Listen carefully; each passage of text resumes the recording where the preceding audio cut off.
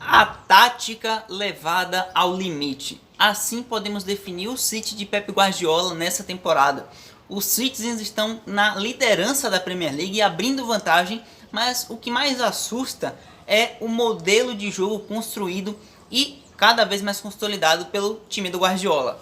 Obviamente, para a gente falar do City, como a gente vai falar no vídeo de hoje, a gente tem que falar do treinador espanhol que mais uma vez revoluciona no sentido do futebol europeu e mundial, porque o que está acontecendo no City dessa temporada, que já vinha sendo um processo das últimas, né, o Guardiola que aceitou esse desafio de treinar o Manchester City, de construir um projeto a longo prazo e que tem feito isso cada vez mais, conquistando, aumentando a relevância do City e, pelo menos na Premier League, por exemplo, construindo uma dominância.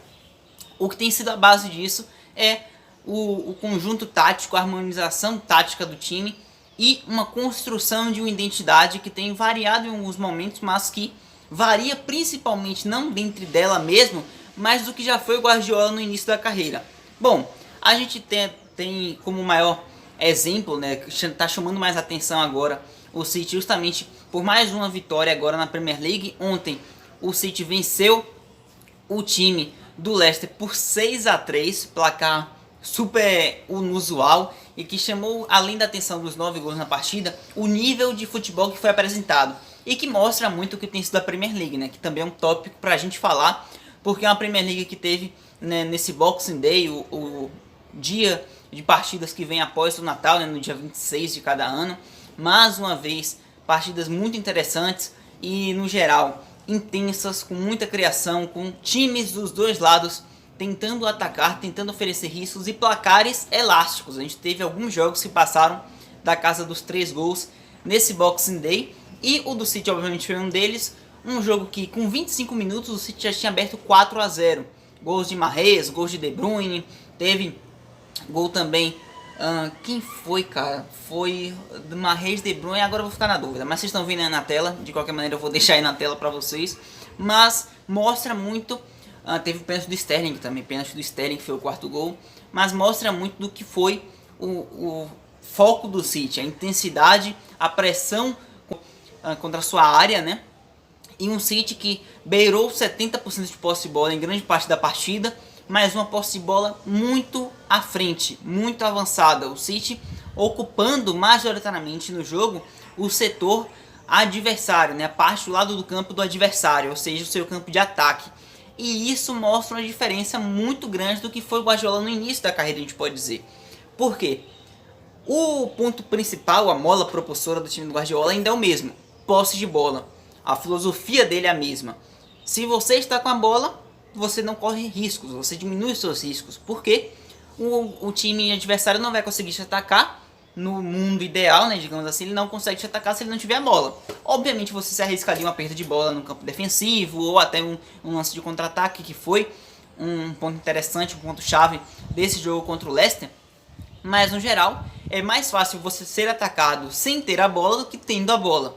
Então essa é a filosofia que nutre os pensamentos de Guardiola. Porém, lá o Barcelona de Guardiola a gente via muito em alguns momentos uma posse de bola, mas do meio campo ali, buscando espaço com passes em triangulações, buscando sempre a triangulação, a bola por cima, a bola enfiada, mas mais devagar, um jogo mais cadenciado, mais estruturado, mais pensado, digamos assim. Até por jogadores de características diferentes do que ele tem hoje no City, por exemplo. Hoje é uma posse de bola que se encontra majoritariamente nesse jogo contra o Leicester. A gente viu eles no campo de ataque de um modelo tático muito interessante. O City em alguns momentos ele estava formando em campo um 2-3-5 e isso é muito diferente, muito assim, até inacreditável de pensar que a gente está vendo isso no século 21. Por quê? Lá no início do futebol profissional, lá para a década de 30, 40, era usual se ver essas formações com 3 na defesa majoritariamente, ou até 2, porque muito se valorizava o ataque, muito se jogava tentando buscar a frente, tentando buscar sempre o gol e tal. Ainda se entendia muito pouco sobre tática, muito ainda no processo inicial do futebol. Mas o Guardiola está trazendo isso, jogar com 2 na defesa na maior parte do tempo, para o mundo de hoje, para um futebol super intenso, muito no físico, muito veloz, com times bem estruturados tecnicamente e taticamente, ainda mais se tratando de Premier League, onde a gente vê o melhor futebol do planeta apresentado. Isso custou em algum momento caro para o time do Guardiola, porque ele deixava os dois zagueiros centrais no início, ali na linha de meio de campo, um pouquinho mais atrás da linha de meio de campo, o Rubem Dias e o Laporte ontem.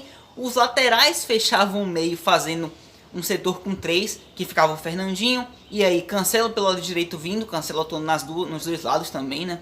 Agora, nessa última partida do Zinchenko, que foi titular, então deixou o Cancelo na direita, fechavam os 3, e à frente os 5, com os meias se aproximando do jogador central, que tinha sido Foden em algum momento, né? Aí ficavam De Bruyne, Foden e Bernardo Silva, e nas pontas Mahrez e Sterling bem espetados, dando vazão ao campo, né? Mas é muito impactante porque, parando para pensar no setor defensivo, você deixa muito exposto, porque você pode até recuar esses 3 no momento de contra-ataque do outro time, mas é arriscado, e foi arriscado. Tanto que o Leicester City consegue fazer 3 gols, diminuir para 4-3, porém jogando muito nesse ponto fraco que o time do City tinha na partida. Perder a bola no setor de intermediária ofensiva. Por quê? Você perde a bola e o Leicester conseguia, se tirava um jogador, como aconteceu no gol do Maddison, né, que ele fez a tabela com o Iheanacho, o Maddison rouba a bola na intermediária dele quase, dribla um jogador do City, e aí você tem uma situação de 4 defensores, no modo que 2 estão posicionados e 2 estão voltando, tendo que marcar, sendo que não estão na sua posição. Por exemplo, o Fernandinho tendo que voltar para marcar uma linha de 4 na defesa. E isso deixava meio que o campo escancarado para o Leicester jogar. E um Leicester jogando com velocidade, como sabe, causou o dano que causou. Conseguiu fazer 3 gols, o City voltou a fazer aumentando a vantagem com um aposte de cabeça, fechando a partida com 6-3 lá para o final do jogo. Muito intenso, porque é um City que tem os números aí de finalizações de ataques que eu vou estar deixando para vocês nas últimas partidas do City. É assustador. O City nas últimas 9 vitórias da Premier, que ele constituiu 9 vitórias, né, nas últimas partidas dele, ele tem em 5 delas 3 ou mais gols marcados. Eu vou deixar aí para vocês também verem esses dados. Isso é impactante demais. Essa pressão toda, intenso na área do adversário, ou beirando a área do adversário, no campo ofensivo do City, gera muita chance, gera muita criação, e você tendo jogadores como De Bruyne, como o Mahrez na fase que está vivendo, o Bernardo Silva na fase que está vivendo, isso aumenta. E é o que o City tem conseguido fazer. Gerar muita chance de gol e fazer muitos gols. Em 5 partidas nas últimas 9 vitórias, mais de 3 gols marcados. Tem um 7-0 contra o Leeds, tem um 4-0 contra o Newcastle e agora um 6-3 contra o time do Leicester em sequência nas últimas 3 partidas pela Premier League.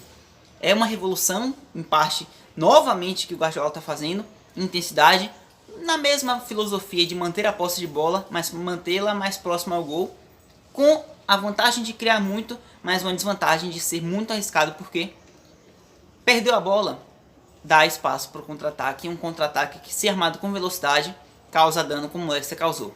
Mas entretenimento não falta para quem assiste o City, e obviamente continuemos a assistir no ano que vem. Talvez esse seja sendo o último vídeo desse ano aqui no canal. Não sei se vai ser, mas no geral vamos deixar os agradecimentos aqui já ditos e dados. Muito obrigado a todo mundo que se inscreveu aqui no canal esse ano. Esse foi o primeiro ano do canal. Não um ano completo, mas no geral, porque eu começo lá em setembro mais ou menos de 2020. Porém, o ano que eu mais dediquei, que eu mais me comprometi com o canal foi esse ano. Até tendo o aspecto de que mais pro final agora eu consegui um emprego e tá sendo um pouquinho mais difícil conciliar tudo. Mas no geral, muito obrigado a todo mundo que se uniu à família, que a gente possa continuar a nossa caminhada crescendo, quem sabe, e conto com o apoio de vocês. No geral, como é que vocês dão esse apoio? Aquele papinho de sempre, né? Curte, comenta, compartilha, porque ajuda muito mais do que parece, principalmente compartilhamentos e comentários, porque divulga o nosso trabalho, o outro me deixa por dentro do que vocês estão achando. Então comentem o que é que vocês acham do vídeo, o que é que vocês têm de opinião, o que é que vocês querem ver por aqui, que sempre que puder a gente vai estar aparecendo para falar um pouco mais sobre o futebol europeu e quem sabe nacional também mais pra frente. Valeu, tamo junto!